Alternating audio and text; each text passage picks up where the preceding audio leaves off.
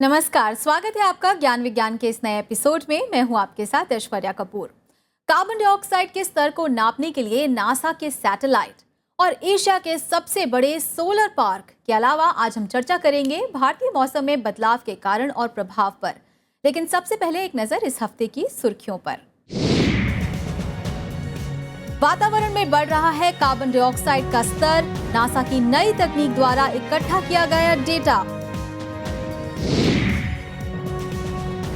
Speech therapy के क्षेत्र में नई खोज, वैज्ञानिकों ने लैब में विकसित किया वोकल कॉर्ड।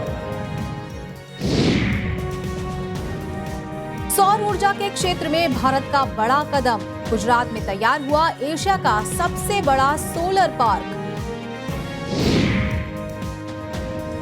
डीबीटी और रिसर्च काउंसिल यूके मिलकर करेंगे शोध के कई क्षेत्रों में कार्य, समझौते पर किया हस्ताक्षर। और खोज खबर में चर्चा करेंगे भारत में हुए मौसम परिवर्तन के कारण और उनके प्रभावों के बारे में। और अब खबरें विस्तार से। धरती पर ग्रीन हाउस गैसों का प्रभाव बढ़ता जा रहा है, जिसका नतीजा है धरती का बढ़ता हुआ तापमान। वैज्ञानिकों का मानना है कि ग्रीन हाउस गैसों में प्रमुख रूप से कार्बन डाइऑक्साइड का प्रभाव ज्यादा है। वायुमंडल में कार्बन डाइऑक्साइड के स्तर को नापने के लिए नासा एक नए उपकरण का इस्तेमाल कर रहा है, जिससे ये पता चला है कि पिछले कुछ दशकों में कार्बन डाइऑक्साइड का स्तर लगातार बढ़ता जा रहा है।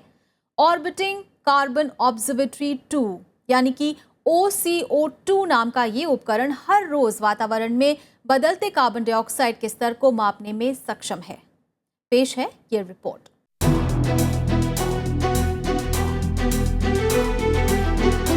दुनिया भर के विशेषज्ञ इस बात से सहमत हैं कि कार्बन डाइऑक्साइड जलवायु परिवर्तन के लिए सबसे ज्यादा जिम्मेदार ग्रीन हाउस गैस है। इसकी वजह से हाल के दिनों में समुद्र का स्तर बढ़ा है और पूरी दुनिया मौसम के बदलते मिजाज को महसूस भी कर रही है।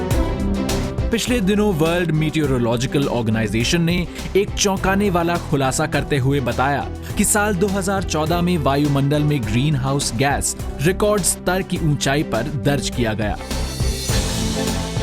नासा ने वायुमंडल में कार्बन डाइऑक्साइड के बढ़ते स्तर का पता लगाने के लिए एक नया और विशेष उपकरण लगाया है, ताकि जलवायु परिवर्तन की वजहों पर चल रहे रिसर्च को आगे बढ़ाया जा सके। दुनिया भर में कार्बन डाइऑक्साइड के स्तर को मापने के लिए इस उपकरण को खास तौर से डिजाइन किया गया है। नासा द्वारा लगाए गए इस नए और प्रयोगात्मक उपकरण को ऑर्बिटिंग कार्बन ऑब्जर्वेटरी 2 यानी OCO2 कहा जाता है। We know that humans are burning fossil fuels and adding carbon dioxide to the system, and the atmosphere is the first place that goes, but the land system and the oceans actually remove a lot of carbon dioxide, and they remove about half of the extra that the humans put up.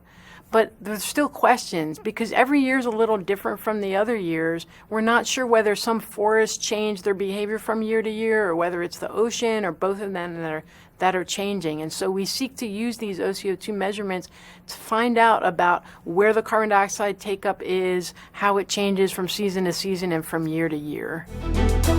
OCO2 satellite को साल 2014 में launch किया गया। ये दुनिया के अलग अलग हिस्सों में कार्बन डाइऑक्साइड के 10,000 से भी अधिक आंकड़े इकट्ठा करता है। ये सैटेलाइट तरह तरह के आंकड़े इकट्ठा करने में सक्षम है। ये किसी भी इलाके में कार्बन डाइऑक्साइड के स्तर में मामूली फेरबदल का भी आसानी से पता लगा सकता है। OCO2 सैटेलाइट के जरिए विशेषज्ञों और वैज्ञानिकों को ये समझने में मदद मिलेगी कि कार्बन डाइऑक्साइड का स्तर कैसे और कहां कम होता है, किस तरह इसकी मात्रा के बढ़ने और घटने का प्रभाव मौसम पर पड़ता है और कैसे हर साल और हर मौसम में कार्बन डाइऑक्साइड के स्तर में बदलाव होता है। अब तक के प्राप्त आंकड़ों से पता चला है कि कार्बन डाइऑक्साइड के स्तर में नियमित और निरंतर वृद्धि दर्ज की गई है। अब तो ये 400 पार्ट्स प्रति मिलियन यानी 400 ppm के स्तर तक पहुंच चुका है। साल 1984 से कार्बन डाइऑक्साइड के विश्वसनीय आंकड़े मिलने शुरू हुए थे। तब से हर साल इसके स्तर में वृद्धि दर्ज की जा रही है और अविश्वसनीय तरीके से हर साल ये एक नए रिकॉर्ड तक पहुंच जाता है। साल 2014 में कार्बन डाइऑक्साइड का औसत स्तर 397.7 ppm था। साल की शुरुआत के दौरान कुछ समय के लिए उत्तरी गोलार्ध में इसका स्तर 400 ppm से थोड़ा ऊपर भी दर्ज किया गया। साल 2015 में ये एक बार फिर 400 ppm के स्तर को पार कर गया। उम्मीद है कि पेरिस में होने वाले संयुक्त राष्ट्र क्लाइमेट चेंज कॉन्फ्रेंस में OCO2 सैटेलाइट से मिले आंकड़ों से विशेषज्ञों और वैज्ञानिकों को जलवायु परिवर्तन की वजहों को काफी हद तक समझने में मदद मिलेगी, जिसके आधार पर दुनिया के हित में तमाम नीति निर्माता वैज्ञानिक दृष्टि से ऐसे फैसले लेंगे जिससे कार्बन डाइऑक्साइड के दुष्प्रभाव को कम करने में हमें सफलता मिल सकेगी।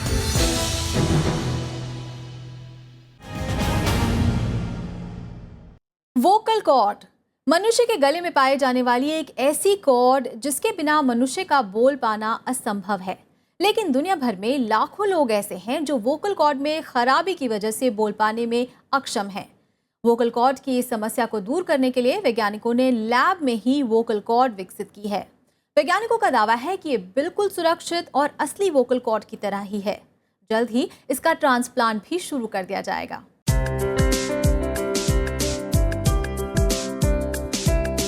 भाषा वो विशिष्ट गुण है जो इंसानों को जानवरों से अलग करती है। मनुष्यों में भाषा का ये खास गुण दो लचीची मांसपेशियों से मिलकर बना है, जिसे वोकल कॉर्ड या स्वर तंत्र कहते हैं। ये सभी इंसानों में गले या कंठ के नीचे मौजूद होता है। वोकल कॉर्ड की दोनों मांसपेशियां एक दूसरे से रगड़ करके एक कंपन पैदा करती हैं, जिससे कई तरह की ध्वनि तरंगे पैदा होती हैं। वोकल कॉर्ड एक सेकंड में 100 से 200 बार कंपन करता है। अगर इसे किसी तरह का नुकसान होता है तो इसका प्रभाव इसके कंपन पर पड़ता है, जिससे अस्थायी या स्थायी तौर पर आवाज खत्म हो जाती है।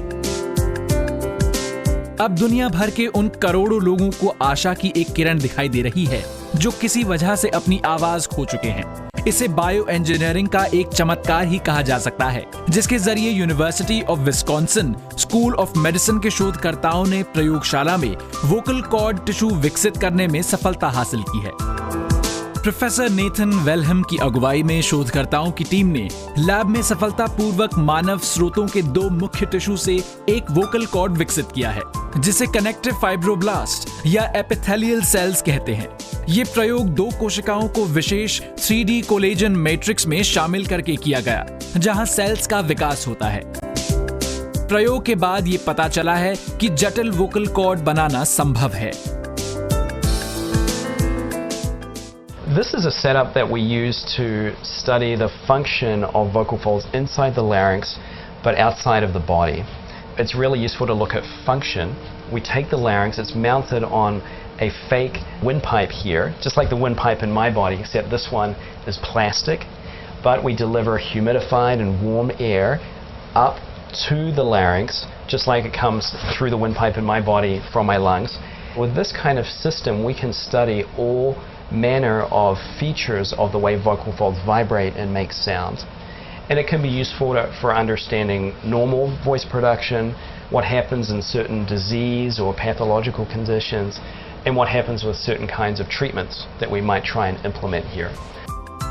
प्रयोगशाला में विकसित वोकल कॉर्ड्स को 5 मृत कुत्तों के गलों में प्रत्यारोपित करके परीक्षण किया गया। शोधकर्ताओं का दावा है कि प्रयोगशाला में तैयार किए गए टिश्यू काफी हद तक हमारे वोकल कॉर्ड टिश्यू से मिलते जुलते हैं। ये प्राकृतिक वोकल कॉर्ड की तरह ही कंपन करते हैं और उसी तरह की आवाज पैदा करने में भी सक्षम है। इसका चूहों पर भी परीक्षण किया गया, जिसमें इसे पूरी तरह सुरक्षित पाया गया। साइंस ट्रांसलेशनल मेडिसिन जर्नल में प्रकाशित इस शोध में दावा किया गया है, इसके प्रत्यारोपण से आवाज संबंधी परेशानियों से छुटकारा पाया जा सकता है। इसके जरिए बच्चों और वयस्कों के अनुरूप व्यक्तिगत वोकल कॉर्ड भी बनाया जा सकता है।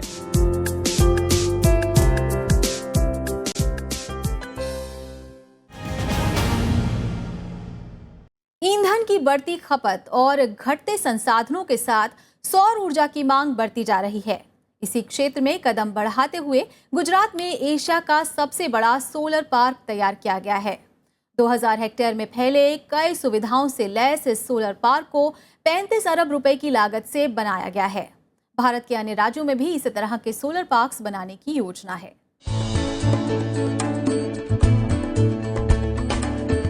चरण का गुजरात का एक छोटा सा गांव।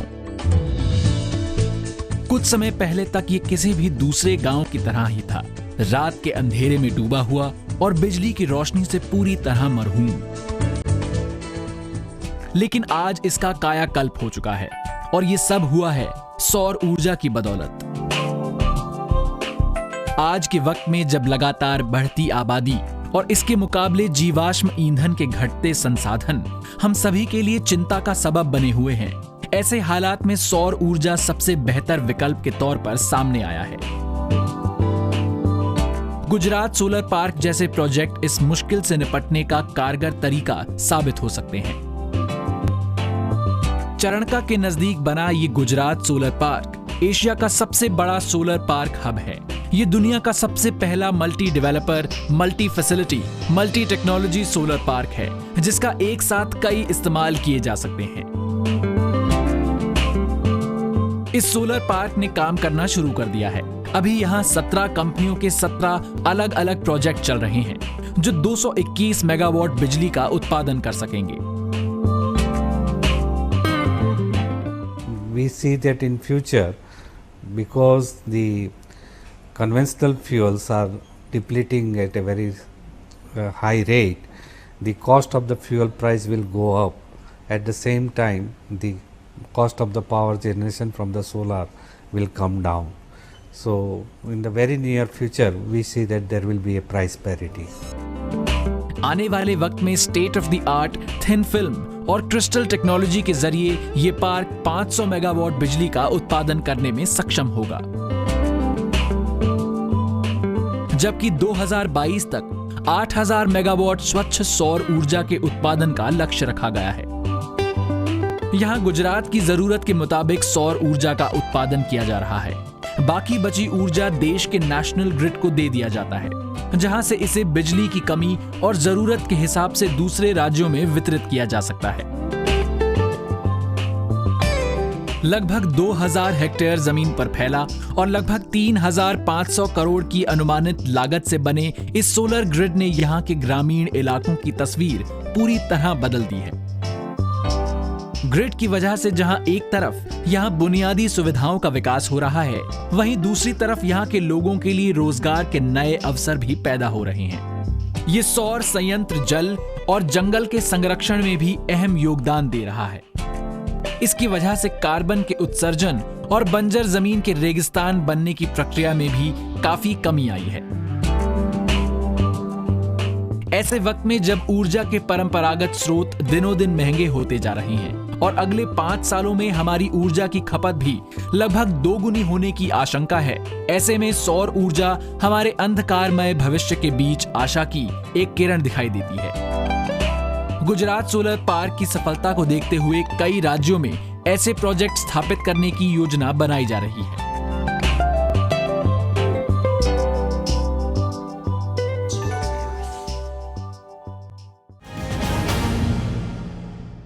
विज्ञान के क्षेत्र में सफलताएं हासिल करने के लिए अब डिपार्टमेंट ऑफ बायोटेक्नोलॉजी और रिसर्च काउंसिल यू के साथ मिलकर काम करेंगे।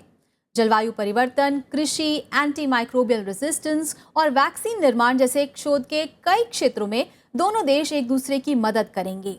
19 नवंबर को डिपार्टमेंट ऑफ बायोटेक्नोलॉजी के 30वें स्थापना दिवस के मौके पर डीबीटी के सचिव प्रोफेसर के विजय राघवन ने इस समझौते पर हस्ताक्षर किया। भारत के जैव प्रौद्योगिकी विभाग और ब्रिटेन के अनुसंधान परिषद ने आपसी वैज्ञानिक सहयोग बढ़ाने की दिशा में एक बड़ी पहल की है। दोनों देश अब साथ मिलकर कुछ बेहद जरूरी वैज्ञानिक चुनौतियों का सामना करेंगे। डीबीटी और आरसीयूके ने आपसी समझौते के एक पत्र पर दस्तखत किए हैं, जिसके तहत दोनों देश जलवायु परिवर्तन और कृषि, एंटी माइक्रोबियल प्रतिरोध और टीका विकसित करने की दिशा में साथ काम करेंगे। प्रधानमंत्री श्री नरेंद्र मोदी के हालिया ब्रिटेन दौरे पर इस पहल की घोषणा की गई। 19 नवंबर को एक कार्यक्रम के दौरान इस समझौता पत्र पर डीबीटी के सचिव प्रोफेसर विजय राघवन और RCUK की ओर से आर्थिक और सामाजिक अनुसंधान परिषद के मुख्य कार्यकारी प्रोफेसर जेन एलियट ने हस्ताक्षर किए। फरवरी 2016 में डीबीटी का 30वां स्थापना दिवस है और उसी को देखते हुए ये कार्यक्रम आयोजित किया गया था। इस समारोह के दौरान RCUK के सहयोग से ब्रिटिश उच्चायोग में नेटवर्किंग पर एक कार्यक्रम हुआ, जिसमें प्रोफेसर विजय राघवन ने मुख्य बिंदुओं पर संबोधन किया। इस कार्यक्रम के जरिए ब्रिटेन और भारत के वरिष्ठ प्रतिनिधियों को साथ आने का मौका मिला। इनमें ब्रिटेन सरकार के प्रमुख वैज्ञानिक सलाहकार प्रोफेसर सर मार्क वॉलपोर्ट और भारत सरकार के प्रमुख वैज्ञानिक सलाहकार डॉक्टर R चिदम्बरम समेत वरिष्ठ अनुसंधानकर्ताओं और नीति निर्धारकों के नाम शामिल हैं। दोनों देशों के बीच इस दिशा में सहयोग बढ़ाने का मकसद है लाइफ साइंसेज, बायोटेक्नोलॉजी और इंटरडिसिप्लिनरी रिसर्च के क्षेत्र में नए विचारों और संयुक्त अनुसंधान को बढ़ावा देना, ताकि खाद्य सुरक्षा, ऊर्जा, स्वास्थ्य और सबकी बेहतरी की दिशा में विश्व की बड़ी चुनौतियों का सामना किया जा सके।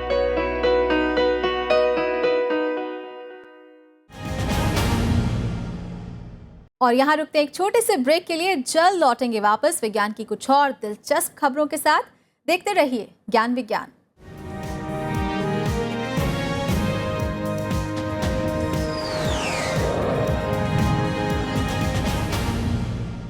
ब्रेक के बाद आपका फिर से स्वागत है। आप देख रहे हैं ज्ञान विज्ञान और देश विदेश में विज्ञान संबंधी हलचलों को जानने के लिए चलिए देखते हैं साइंस एक्सप्रेस।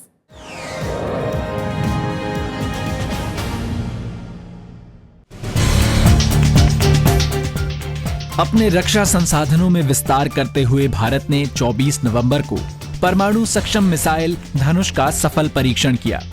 पूरी तरह स्वदेश में बनी धनुष मिसाइल की मारक क्षमता 350 किलोमीटर है और ये अपने साथ करीब 500 किलो वजन का परमाणु बम लेकर जमीनी और समुद्री ठिकानों पर वार कर सकती है। ये मिसाइल परीक्षण बंगाल की खाड़ी में ओडिशा के तट के पास INS सुभद्रा द्वारा किया गया। भारत का राष्ट्रीय विज्ञान संग्रहालय परिषद विज्ञान की शिक्षा और वैज्ञानिक संवाद को बढ़ावा देने के लिए पड़ोसी देशों में बुनियादी सुविधाओं का विकास करेगा। इस परियोजना के तहत NCSM सहयोगी देशों को वैज्ञानिक संवाद के लिए जरूरी जानकारी, सामग्री और उपकरण मुहैया करवाएगा। इसके तहत मॉरिशस में तारामंडल स्थापित करने की योजना है। इसके अलावा नेपाल में विज्ञान की शिक्षा को बढ़ावा देने के लिए एक विज्ञान केंद्र खोला जाएगा, जबकि बांग्लादेश में विज्ञान संग्रहालय का नवीनीकरण किया जाएगा। स्वीडन के लिंकोपिंग विश्वविद्यालय के शोधकर्ताओं ने एक दिलचस्प आविष्कार किया है। उन्होंने दुनिया का पहला विद्युत संचालित पौधा तैयार किया है। शोधकर्ताओं ने इसके लिए गुलाब के पौधे की शिराओं में कृत्रिम तार लगाने में सफलता हासिल की है। इस तकनीक के सहारे दल ने पौधे की एक ऐसी पत्ती विकसित की है जो विद्युत संकेतों के आधार पर अलग अलग रंग बदल सकती है। इस आविष्कार से ऑर्गेनिक और इलेक्ट्रॉनिक्स पर आधारित पौधों के विकास में मदद मिलेगी।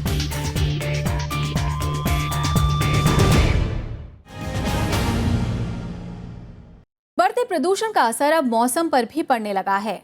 हाल ही में मौसम में आए अचानक बदलावों का असर भारत के कई राज्यों में देखने को मिला। कहीं ज्यादा बारिश से बाढ़ की स्थिति पैदा हो गई तो कहीं सूखे की मार झेलनी पड़ी। वहीं जम्मू कश्मीर और हिमाचल जैसे राज्यों में ज्यादा बर्फ गिरी। हाल ही में तमिलनाडु, आंध्र प्रदेश में हो रही लगातार बारिश ने पिछले कई सालों के रिकॉर्ड को तोड़ दिया है। मौसम के इस असामान्य व्यवहार ने वैज्ञानिकों की चिंता बढ़ा दी है। मौसम में आए इस बदलाव का कारण क्या है और क्या है इनके प्रभाव? अपने खास सेगमेंट खोज खबर में आज हम चर्चा करेंगे इसी विषय पर।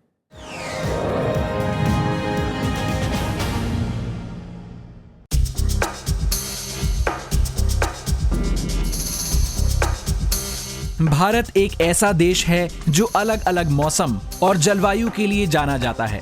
खासकर मॉनसून को लेकर ये बात बिल्कुल सटीक बैठती है। लेकिन दुनिया के कई हिस्सों में तेजी से जलवायु परिवर्तन हो रहा है। भारत के कई राज्यों में भी इसका असर देखने को मिल रहा है। इस साल की शुरुआत में जम्मू कश्मीर और हिमाचल प्रदेश जैसे भारत के उत्तरी राज्यों में मार्च के महीने तक बर्फबारी हुई थी। अब तमिलनाडु में भी इसका असर दिख रहा है, जहां नॉर्थ ईस्ट मॉनसून की तीव्रता के कारण बाढ़ जैसे हालात पैदा हो गए हैं। इस साल मॉनसून के दौरान देश में कई जगह असमान बारिश हुई।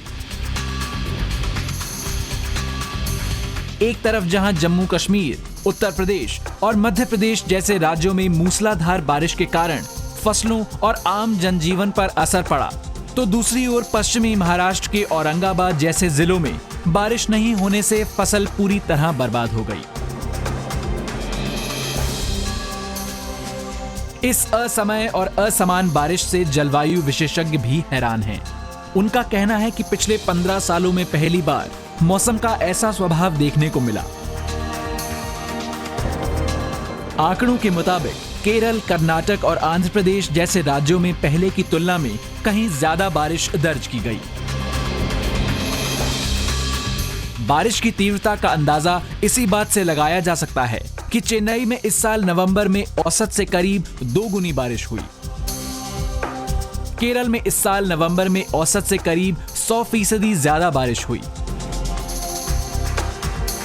जबकि कर्नाटक में औसत से 8% ज्यादा और आंध्र प्रदेश में कई जिलों में भी औसत से कहीं ज्यादा बारिश देखने को मिली।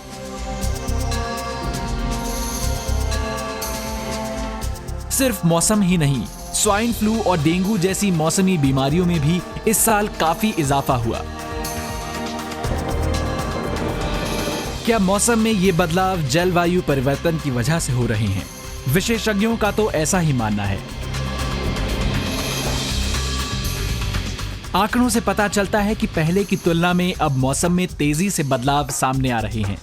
जलवायु परिवर्तन पर अंतर सरकारी पैनल की 5वीं आकलन रिपोर्ट के मुताबिक आने वाले दशकों में मौसम में ऐसे बदलाव और ज्यादा होने की आशंका है। जलवायु विशेषज्ञों का कहना है कि अगर इस समस्या पर ध्यान नहीं दिया गया तो भविष्य में ये समस्या और गहरी हो सकती है। खासकर भारत जैसे विकासशील देशों में ये समस्या विकट हो सकती है। उम्मीद की जानी चाहिए कि दक्षिण भारत में मौसम के बदले मिजाज को देखते हुए इससे निपटने के कारगर कदम उठाए जाएंगे, ताकि जलवायु परिवर्तन के प्रतिकूल प्रभावों से बचा जा सके।